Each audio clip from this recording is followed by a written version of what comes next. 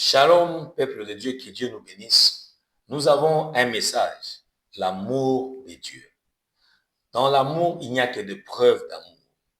Et Dieu nous montre deux preuves majeures qui témoignent de l'amour de Dieu.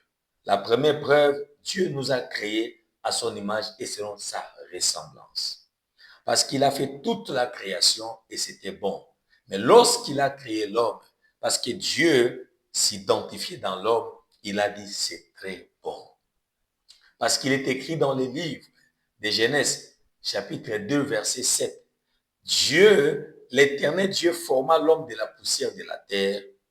Il souffla dans ses narines un souffle de vie et l'homme devint un être vivant. Ça veut dire que Dieu a pris ce qui était dans lui, il a transmis dans l'homme. Et lorsque Dieu regarde l'homme, Dieu s'identifie dans l'homme. Première preuve, il a pris ce qui était en lui, il a transmis dans l'homme et l'homme est devenu être vivant. Il nous a créé à sa ressemblance. Deuxième, parce qu'aucune autre créature n'est créée par sa ressemblance et son image. Même les anges ne sont pas créés à l'image de Dieu. Ils ne sont pas la ressemblance de Dieu. Faites très attention, bien-aimés. Et même dans toute la création, rien n'est créé selon la forme de Dieu et la ressemblance de Dieu. Mais l'homme, c'est pourquoi quand il a fait l'homme, et à la fin, il a dit, c'est très bon. Deuxième preuve d'amour de Dieu. L'homme a péché et séparé de Dieu et l'homme était dans la mort et il n'avait plus la protection. Et le diable est venu pour détruire, égorger et dérober. Parce qu'il faut amener l'homme en enfer. Mais l'éternel Dieu, dans l'amour, la Bible dit dans Jean chapitre 3, 16, il a aimé, tant aimé le monde, il a donné son Fils unique. Donc Dieu a donné son Fils unique pour le salut, Yayonangai, le salut de l'humanité. C'est très important. Donc, deux signes, deux preuves majeures. Dieu nous a créés à sa ressemblance. Et deuxième preuve de l'amour de Dieu, Dieu a donné son Fils unique pour le salut de l'humanité, pour nous sauver. Le temps est arrivé, bien-aimés.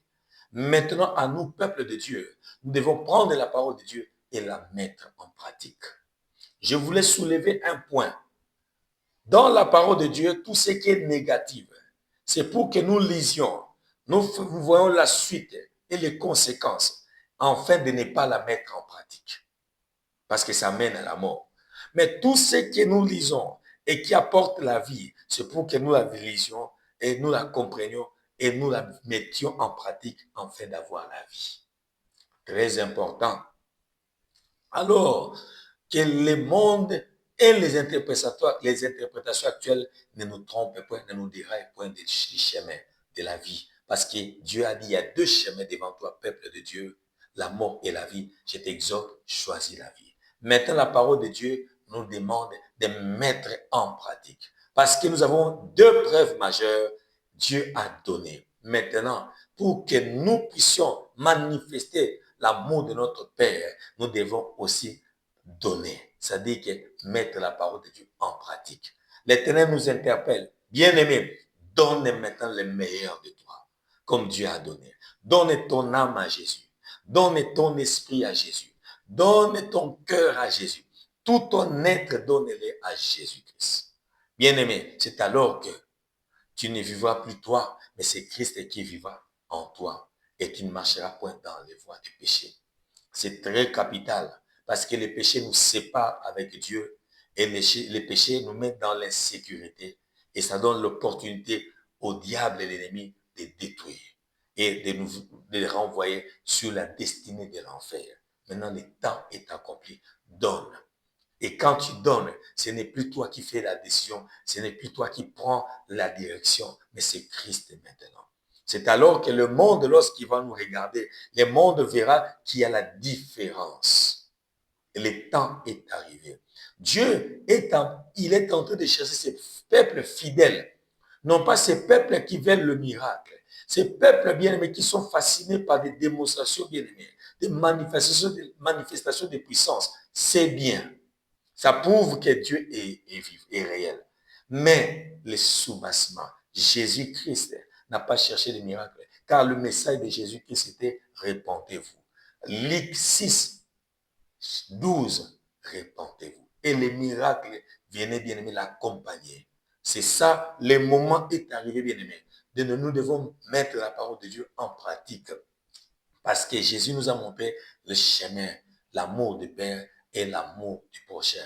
Nous devons mettre la parole de Dieu en pratique. Nous devons maintenant donner parce que Dieu a donné.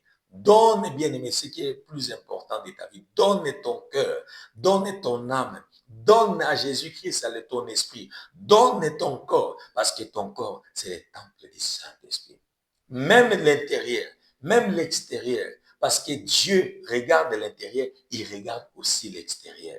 Puisque le temple de Dieu, tout ce qui est dans le temple est sacré. Bien aimé, ça doit apporter le message de Dieu. Alléluia. Ça doit transmettre la nature de Dieu. Bien aimé, ne dis pas que Dieu regarde seulement l'intérieur, pas l'extérieur. Non, ça ne peut pas être une excuse pour que tu prennes le monde et que tu la mettes en toi. Les systèmes du monde, que tu la marches, tu vis selon les systèmes du monde, selon les modes. Non, bien-aimé. Parce que même ton extérieur, Dieu compte sur ça. Regardez la parole de Dieu bien. Le temps est arrivé. Dieu cherche les fidèles. Non pas ces peuples qui sont fascinés par des démonstrations, par des manifestations de puissance et même des connaissances. Non. Que la connaissance vienne en toi ou que l'information entre en toi, mais que cela soit transformé, soit maintenant changé à ce qu'on appelle la transformation. L'information, c'est bien,